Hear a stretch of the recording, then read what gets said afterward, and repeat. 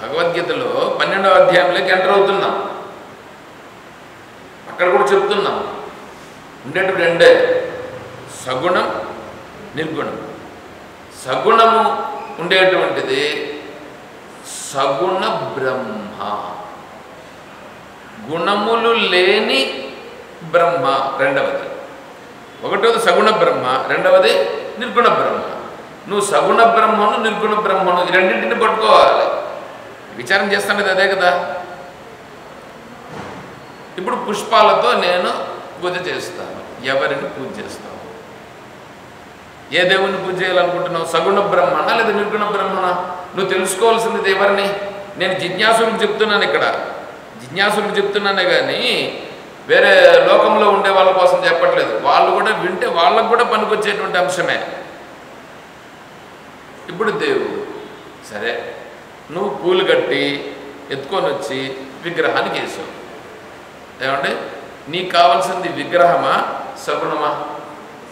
సగుణ బ్రహ్మ. ఇప్పుడు దేవుడు ఎక్కడున్నాడు? అంతటా ఉన్నది సగుణ బ్రహ్మే కదా. విశ్వరూపం చూపించాడు కదా. విశ్వరూపము చూపించినప్పుడు నేను ఇది ఇక్కడ అంటే దేవతారాధనకు కూడా ఇది సింపుల్గా ఉండాలి. నార్త్లోకి వెళితే సింపుల్గా ఒకే ఒక మాల వేసి ఉంటారు దేవునికి, పైనుంచి కింద దాకా దిగయరు. నేను స్వామి విగ్రహాన్ని తెచ్చేదానికి వెళ్ళినప్పుడు అక్కడ శివాలయం ఉంటుంది. సరే శివాలయానికి వెళ్దామని చెప్పి నేను నందగారి ఇద్దరు వెళ్ళాం. వెళ్ళి నేను లోపల పరమేశ్వరుడు ఉంటే చూస్తూ ఉన్నాను. చూస్తూ నిలబడుకొని దండం పెట్టుకుంటున్నాను. వెనకాల వచ్చే ఒక అతను ఠంగ్ అని బెల్లు కొట్టి భోలో శంకర్,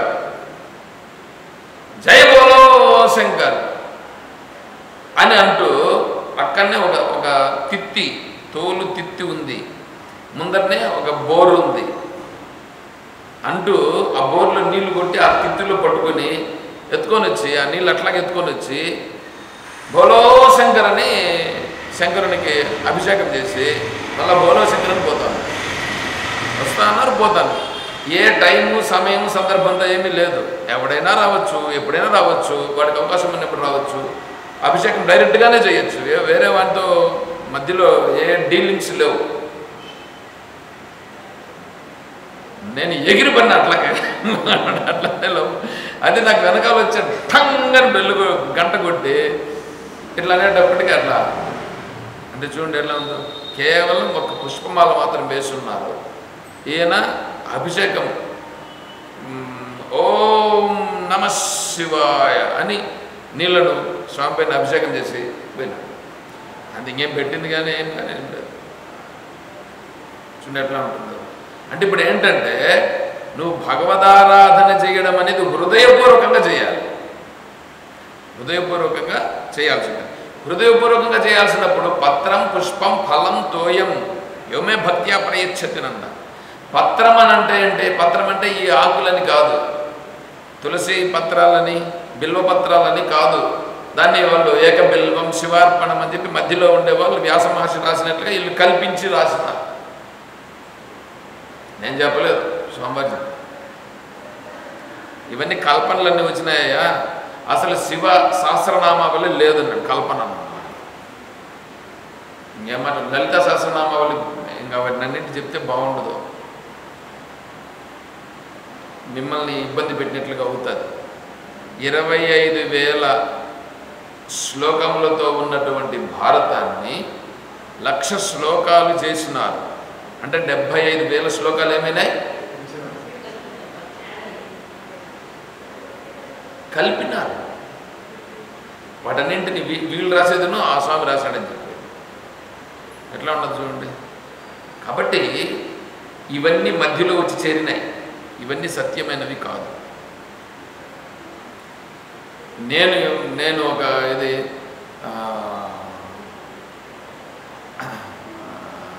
ఏదో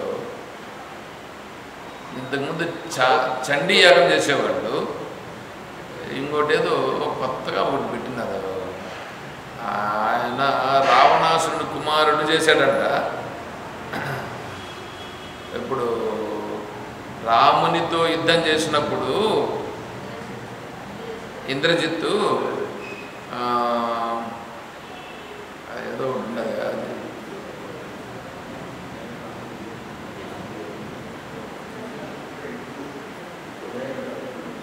తిరుపతి దగ్గర ఏదో ఒక గుడి ఒకటి కొత్తగా ఒకటి కట్టినారు. ఏదో గుర్తుంది కానీ అవన్నీ నాకు దాని గురించి మైండ్లో పెట్టుకోవట్లేదు. అవి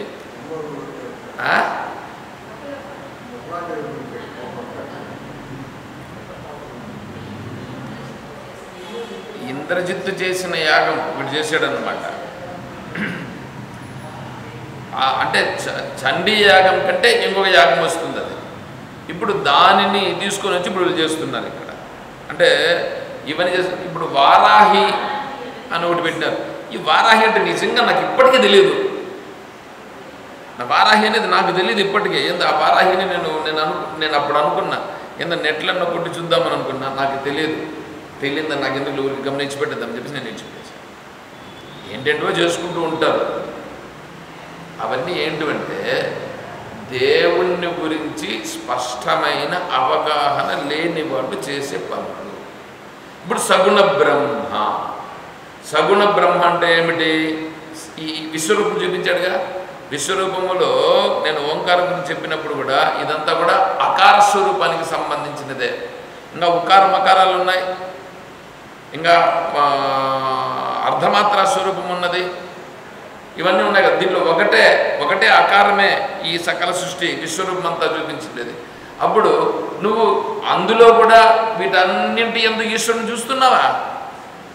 వీటన్నింటి యందు ఈశ్వరుని చూడకుండా దేవుడు అని ఒక విగ్రహం దగ్గరికి వచ్చి లేకపోతే ఒక ఫోటో దగ్గరికి వచ్చి ఆడ మాత్రం నువ్వు రామా రామా రామా అంటూ నువ్వు అక్కడ ఫోటోకి పూలేస్తే నువ్వేం చేసినట్లు? ఇప్పుడు నువ్వు ఈశ్వరుని గురించి ఏం తెలుసుకున్నట్లయింది?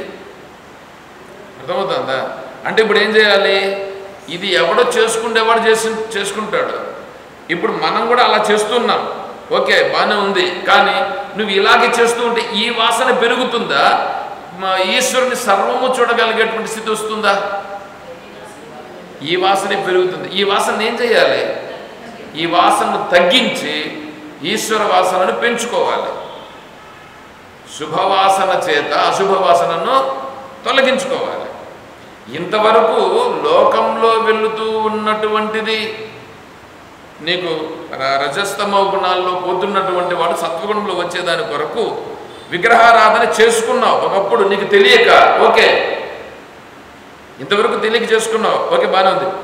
అప్పుడు అది శుభవాసన. అంటే రజస్తమో గుణాల నుంచి బయటపడేదానికి విగ్రహారాధన చేసుకోవడం అనేది శుభవాసనగా ఉన్నది. ఇప్పుడు నువ్వు అక్కడే ఉండిపోయి అదే సత్యమని పట్టుకొని అక్కడే ఉండిపోతే నువ్వు ఇంకా ముందుకు వెళ్ళేటువంటి స్థితి ఏమవుతుంది? ముందుకు వెళ్ళగలిగే పరిస్థితి ఉంటుంది. అప్పుడు నువ్వేం చేయాలి? దీన్ని తక్కువ చేయమని చెప్పట్లేదు. ఇప్పుడు ఏం చేయాలి? ఈశ్వరునికి ఇప్పుడు నేను ఏమి చేస్తే రామునికి ఇష్టం, రాముణ్ణి నేను నిజంగా పూజించిన వాడిని ఎలా అవుతాను? అక్కడ పుష్పాలు ఉన్నాయి, పుష్పాలను కూడా చూడు. ఆ పుష్పముల రూపంగా వికసించింది కూడా యద్యద్విభూతి మత్సత్వం శ్రీమదూర్జితమేవ తత్తదేవావగచ్చత్వం మమ తేజోంస సంభవం.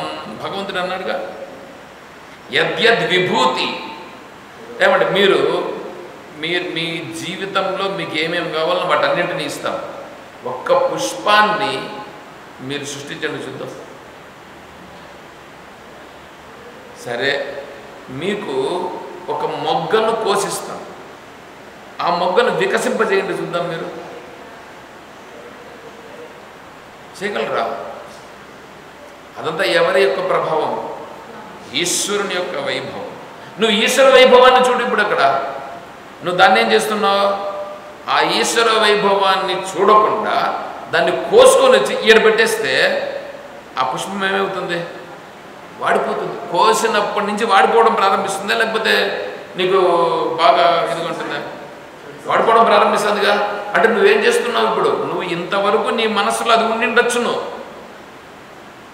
నేను ఇప్పుడు ఈశ్వర వైభవాన్ని చూస్తున్నాను, నేను ఈశ్వర వైభవాన్ని చూస్తున్నానని చెప్పి చూడు. ఇప్పుడు నువ్వు ఈడు పూజ చేసిన దానికంటే ఇంకా ఎక్కువ స్వరూపాన్ని చూస్తున్నావు. అంటే ఈశ్వరునికి దగ్గర అవుతున్నావు నువ్వు.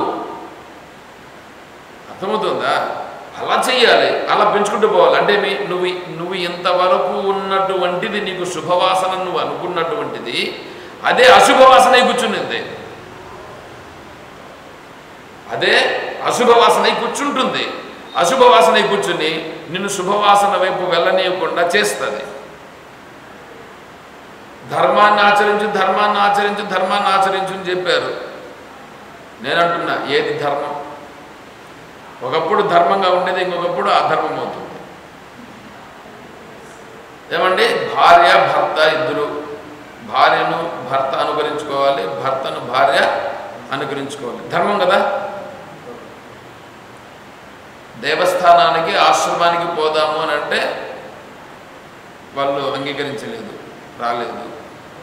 ఇప్పుడేమైంది? అదేమైంది? అది అధర్మమైంది. నువ్వు ధర్మం అని నువ్వు ఏం చెప్పినావు అదే అధర్మమైంది. ఇప్పుడు చూసారా, ఏది ధర్మమో అదే అధర్మమైంది. నువ్వు స్వర్గలోకం గొప్పది, స్వర్గలోకం గొప్పది అన్నటువంటి నువ్వు స్వర్గలోకం గురించే నువ్వు ఆలోచన చేసావు అనుకో, ఆత్మస్వరూపానికి పోనీయకుండా అదే అడ్డుపడింది. వైకుంఠం గొప్పది నువ్వు అన్నటువంటి నువ్వు, వైకుంఠం కావాలని కోరుకున్న నువ్వు, ఆ వైకుంఠం ఏమైంది? ఆత్మలోకానికి పోనీయకుండా అడ్డుపడింది. అది గుర్తించాల్సిన పట్ల అది గుర్తించి నువ్వే ఏం చేయాలి? సున్నితంగా దాన్ని తొలగించుకోవాలి. అవునా కదా? రామకృష్ణ పరమహంస గారు అమ్మవారిని గురించి ప్రార్థన చేస్తే అమ్మవారు రామకృష్ణ పరమహంస గారితో మాట్లాడేవారు. కానీ తోతాపురి గురుదేవులు వచ్చి వారికి చెప్పిన తరువాత ఇప్పుడు అమ్మవారి యొక్క సగుణ రూపమే అడ్డంకిగా మారింది. ఈయనకి అడ్డంకిగా మారింది కాబట్టి తోతాపురి అనేటువంటి రూపంగా వచ్చి గురువు గారు వచ్చి ఆ రూపం కాదయా, అది నిజమైంది కాదు అని చెప్పానన్నాడు. ధ్యానంలో కూర్చుంటే అమ్మవారే కనిపిస్తున్నారు, ఈయనేమో గురువు గారేమో ఇది కాదన్నారు. దీన్ని ఎట్లా అమ్మవారిని నేను ఎట్లా ఇచ్చిపెట్టేది అని చెప్పి ఈయన మనసు అంగీకరించలేదు. అమ్మవారి దగ్గరికి వెళ్ళాడు, నేరుగా వెళ్ళి నమస్కారం చేశాడు. అంటే ఎందుకంటే ముందే అమ్మవారు చెప్పినారు, అయ్యా నాయన నీకు రేపు గురువు గారు వస్తున్నారు, ఆ గురువు గారి దగ్గర నువ్వు వారు చెప్పింది నువ్వు తెలుసుకొని ఆ ప్రకారంగా ఆచరించని చెప్పారు.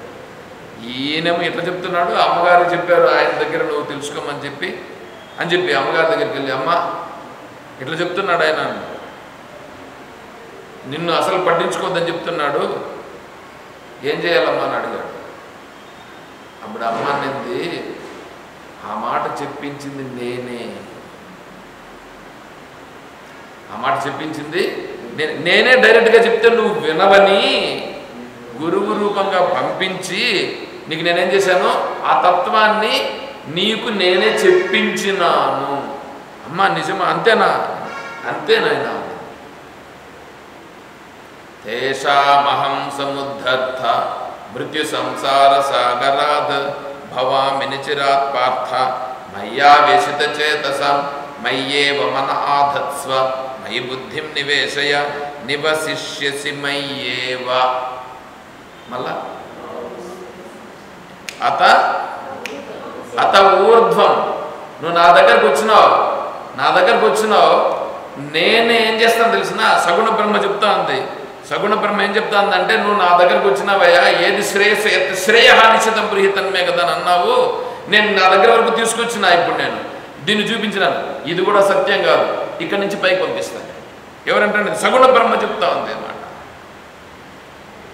ఇది కూడా సత్యం కాదు, దీనికంటే పైకి వెళ్ళాలి. అర్థమవుతుంది కదా? కాబట్టి ఇది ఇప్పుడు రామకృష్ణ పరమహంస గారు మళ్ళీ వెళ్ళి ధ్యానాన్ని కూర్చుంటే మళ్ళీ అమ్మవారు కనిపిస్తున్నారు. ఖడ్గం ఒకటి తీసుకున్నారట, ముక్కలుగా నరికి పారేశారట అమ్మవారు. కనిపిస్తూ ఉండేటువంటి దాంట్లో అసంగ శస్త్రేణ దృఢేన చిత్వలాగా ఖండలుగా నరికి పారేశారు. ఎందుకంటే అమ్మగారు కూడా చెప్పారు, గురువు గారు చెప్పారు, రెండు సరిపోయింది. అలా ముందుకు వెళ్ళాలిగా. అలా ముందుకు వెళ్ళకుండా నేను ఏది పట్టుకొని ఉన్నాను, ఇదే సత్యము ఇదే సత్యము ఇదే సత్యము అని పట్టుకుంటే వాడు. నేను ఇక్కడ అంటూ ఉంటాను, నేను క్లాసులో కూర్చున్నప్పుడు కూడా అన్నాను, ఇప్పుడు కూడా చెప్తున్నాను, శబ్దం చేయొద్దండి అని అంటాను. వీటికి వచ్చినప్పుడు నువ్వు అక్కడ పూలు పెట్టద్దు అని అంట. ఈడొచ్చే నువ్వు ఈడ ఇన్ని రూపాయలుగా ఆడొక దేవుణ్ణి ఈడొక దేవుణ్ణి ఇంకొక దేవుణ్ణి ఇట్లా పెట్టుకుంటావు అంటే ఎట్లయా అని కూడా అంటూ ఉన్నాను నేను. ఇక్కడే నువ్వు గుర్తించలేనోడు ఇంక నువ్వు ఇంకేది మళ్ళీ బయట పోయేది నా ఆత్మతత్వాన్ని గురించి మాకేదో తెలిసినట్లుగా బాగుతుంది. ఇదంతా ఏం సరిపోతుంది? అర్థమవుతుంది, మారాలి కదా. నీకు నిజంగా భావనలో మార్పు వస్తే అప్పుడేమవుతుంది? అది ఆటోమేటిక్గా వస్తుంది. పత్రం పుష్పం ఫలం తోయం అని అన్నప్పుడు పత్రం అని అంటే పత్రాలు. ఏంటి పత్రాలు? భగవంతుని యొక్క తత్వమును లిఖించినటువంటి పత్రము, ఛందోబద్ధమైనటువంటిది పత్రం. నువ్వు భగవంతుని యొక్క తత్వాన్ని వేదరూపంగా భగవద్గీత రూపంగా చెప్పినటువంటిది, ఆ భగవద్గీత శ్లోకాలను నువ్వు పారాయణం చేస్తే అదే పత్రం. పుష్పం, నీ హృదయమే పుష్పం, హృదయ పుష్పం. ఫలం సమర్పించాలంటే, ఫలం అంటే ఏంటి? కొబ్బరికాయలు తీసుకొని వచ్చి కొట్టడమా? కొబ్బరికాయలు తీసుకొని వచ్చి కొడితే స్వామీజీ చెప్పారు, నువ్వు కొబ్బరికాయను వృధా చేయకూడదు, కొట్టిన తర్వాత ఒక చుక్క కూడా నీళ్లు కింద పడకుండా కొట్టగలగాలి నువ్వు అని అన్నారు. చుక్క కూడా నువ్వు వేస్ట్ చేయకూడదు. ఎందుకు? ఆ నీళ్ళు ఎట్లొచ్చినాయి? ఎంత ఎంత పవిత్రంగా వచ్చినాయి. ఎంత కొబ్బరి చెట్టు ఎంత పవిత్రంగా, అదంత ఈశ్వరుని యొక్క వైభవం కాదు? అంత పరమ పవిత్రమైనటువంటి ఆ శుద్ధమైనటువంటి ఆ జలాన్ని ఈశ్వర వైభవంగా వస్తే దాన్ని కొట్టేసి ఆ నీళ్ళంతా ఇష్టం వచ్చినట్టు పోలిస్తే ఏందది? కాబట్టి కొబ్బరికాయ కొట్టడం నేర్చుకోండి ముందు అన్నారు. కొబ్బరికాయ కొట్టి ఒక్క చిన్న పీసు దానికి కుంకుమ పెట్టేది, పసుపు పెట్టేది, అట్లంతా ఎవరు చెప్పినాడు? ఎక్కడ చెప్పినారు ఎట్లా చేయాలని? అట్లంతా చేయకూడదు. ఆ నీళ్లు చుక్క కూడా కింద పోకూడదు, నీళ్ళను శుభ్రంగా పట్టుకోవాలి. కొబ్బరికాయను కూడా కొట్టి ఏదో నువ్వు పెట్టాలి. దాన్ని కొట్టేదే రానోడు నీ అహంకారం అనేటువంటి దాన్ని ఎలా బలిస్తావు? అహంకారాన్ని బలివ్వడమే ఇక్కడ ఫలం సమర్పించు. పైగా ఫలం అనంటే నువ్వు అన్ని భోక్తృత్వాన్ని కోరుతూ ఉంటావు, భోగాలను. ఆ భోగాలను సమర్పించుటయే ఫల సమర్పణ. తర్వాత తోయం. తోయం అనంటే ప్రేమ రూపమైనటువంటి భావన. ప్రేమ ప్రేమ ప్రేమ అనేటువంటిది మోహపు ప్రేమ కాదు. 12వ అధ్యాయం పూర్తయితే మీకు ప్రేమ అంటే ఏమో కొద్దిగా తెలుస్తుంది. 12వ అధ్యాయం చెప్తున్నాం కదా, ప్రారంభిస్తున్నాం.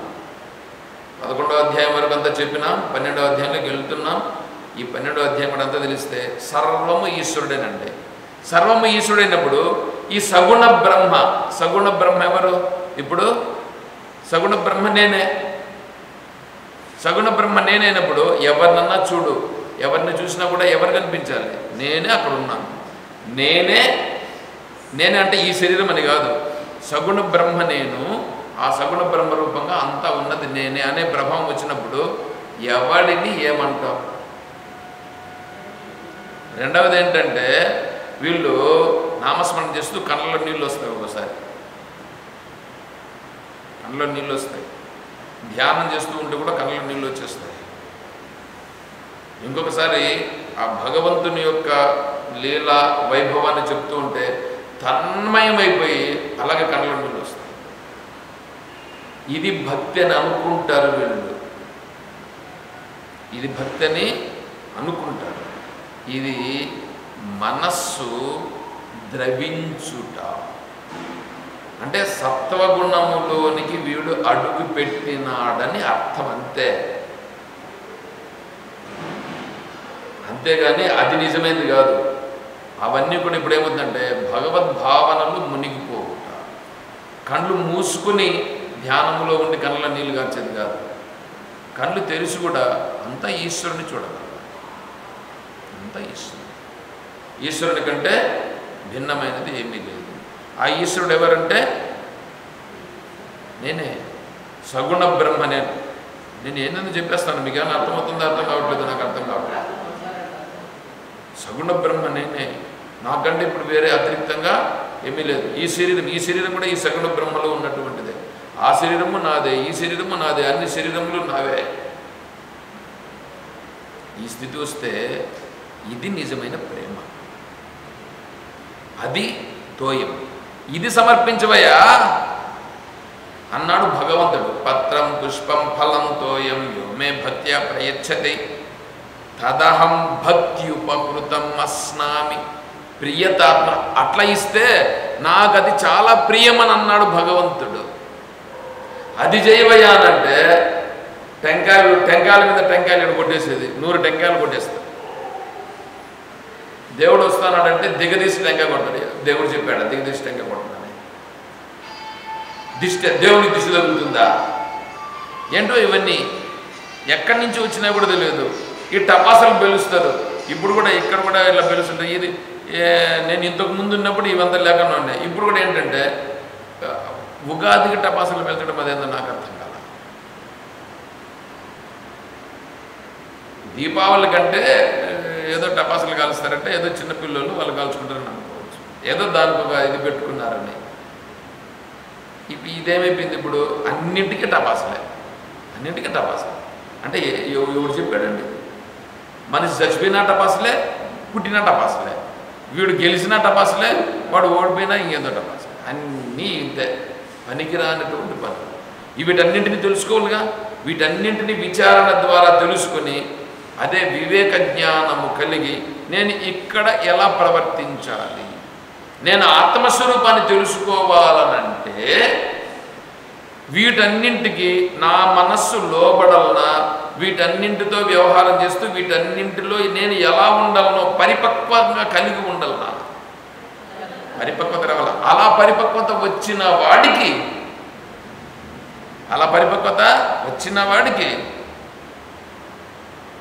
ఇప్పుడు ఆత్మస్వరూపమే నేను ఎలా ఆత్మస్వరూపమై ఉన్నాను అనేది తెలుసుకోవాలని ఉన్నాడు వీడు. పరిపక్వమైనాడు, బాగా అర్థం చేసుకోవాలి. పరిపక్వమైనాడు, నేను ఇప్పుడు ఆత్మస్వరూపం ఎలా అనేటువంటిది ఉన్నాడు. అటువంటి వాడికి చెప్తున్నటువంటిది ప్రాతస్మరణం. అర్థమవుతుంది కొద్దిగా? ఈ భావనతో ఇప్పుడు వీడు ఆ శ్లోకములను స్మరించుట. దీన్ని ఇంకొద్దిగా చెప్పి నేను మళ్ళీ శ్లోకంలోకి ఎంటర్ అవుతాను, అది రేపు చేస్తాను. అంటే ప్రాతస్మరణం, ఉదయం పూట కూడా ఈ శ్లోకాలను చెప్పుకోవాలి.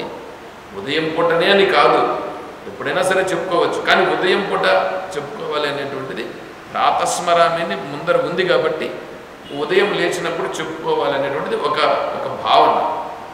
అలా చెప్పుకోవాలి. ప్లస్ ఇంకా దాన్ని కొద్దిగా వివరణ చెప్పి నేను శ్లోకంలోకి మళ్ళీ ఎంటర్ అవుతాను. ఎందుకంటే ఇంత వివరణ చెప్పాలి కాబట్టి నేను అంటే 30వ తారీఖు వెళ్ళేదానికి ముందు ఈ శ్లోకం వచ్చింది. నేను ఇవన్నీ ఎక్కడ చెప్పడానికి వీలవుతుంది నాకు? అందుకనే నేను దాన్ని అక్కడ పెండింగ్ పెట్టి ఇప్పటికి వాయిదా వేసుకొని నేను దాన్ని కొద్దిగా అదేదో చెప్పి అప్పుడు మేనేజ్ చేశాను. ఇప్పుడు చెప్పుకుంటూ వస్తున్నాను. నేను చెప్పేటప్పుడు ఏం చేస్తున్నానంటే మీ గురించి కాదు నేను చెప్తాను, నా మనస్సుకి తృప్తి కలిగేటట్లుగా నేను చెప్తాను. నా మనసుకు తృప్తి కలగాలి. నా మనస్సుకు తృప్తి కలిగేటట్లుగా నేను చెప్పినప్పుడు ఏమవుతుందంటే అది మీకు కూడా అందుకోవడం జరుగుతుంది. అంటే మీరు కూడా అందుకుంటే మీ మనస్సు కూడా ఖచ్చితంగా తృప్తిని తీరుతుంది. దానిలో మీకు ఏమైనా సందేహాలు వస్తాయి మీరు అడిగితే దానికి నేను వివరణ మళ్ళీ నేను ఇవ్వగలుగుతాను. సరేనా? మళ్ళీ దీన్ని రేపు కొనసాగిద్దాం. హరి ఓం తత్సత్. ఓం అసతో మా సద్గమయ. ఓం తమసో మా జ్యోతిర్గమయ.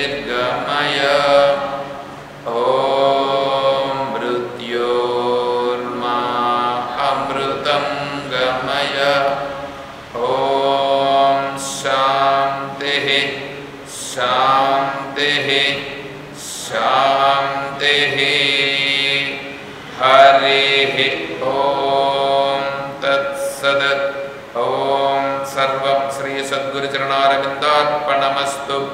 ॐ जय बोलो श्री कृष्ण परमात्मा की जय, बोलो गीता माता की जय, बोलो भक्त मंडली की। हर नमः पार्वती